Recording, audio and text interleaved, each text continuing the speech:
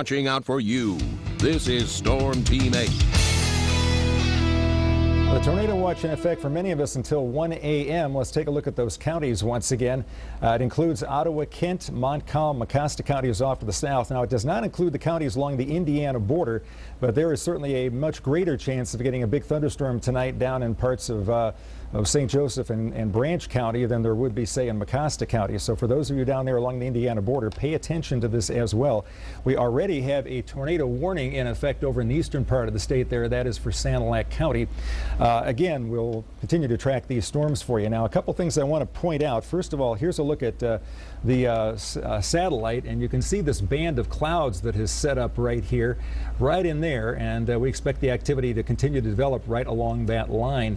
Now, if we go back right now to what we have, you got the tornado watch that's up there right now, the general outline. We don't have much going on. You can see a pocket of heavy rain right here in eastern Ottawa County. That's going to be heading right up into the Grand Rapids city vicinity. The rest of this is basically just some light showers right now, but the air is pretty juicy. If you are north of this line, I don't think you'll be seeing any severe weather. So if you're Kent City up toward Newaygo, over toward Muskegon, Oceana County, you're pretty much out of it.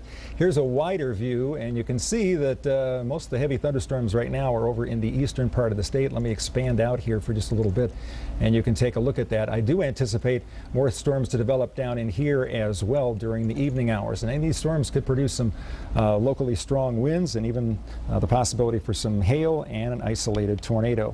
So once again, let's move on here. This is a look at this evening in Kalamazoo, the possibility for a shower or a thunderstorm. Temperature will fall to around 73 degrees. Weekend looking much better, by the way, if you're making plans for the weekend, looking pretty good there. For this evening, 82 degrees, 7 o'clock. We'll see temperatures fall back to the low 70s by around 11, and most of the storms should be clearing our area by around 10, 11 o'clock.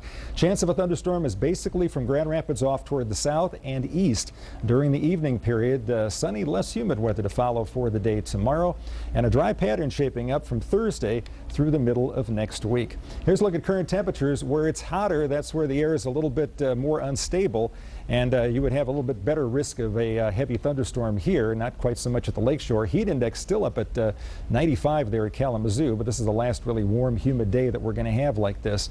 Winds have been brisk. We had a gust of 35 earlier today in Grand Rapids. Those winds should still remain fairly brisk here this evening, and because of that, rip current danger remains high for this evening and during the day tomorrow as well.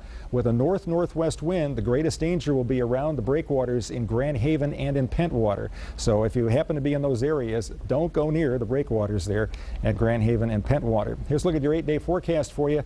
There is that tornado watch this evening, chance of a thunderstorm this evening, basically from Kent and Ottawa County off to the south and east. Pleasant weather to follow for tomorrow and Friday, and pretty dry pattern shaping up for us. Great weather to get outside. Look at those temperatures, anywhere from the mid-70s to low 80s over the next 8 days. We'll continue to track the severe weather situation here this evening. Absolutely.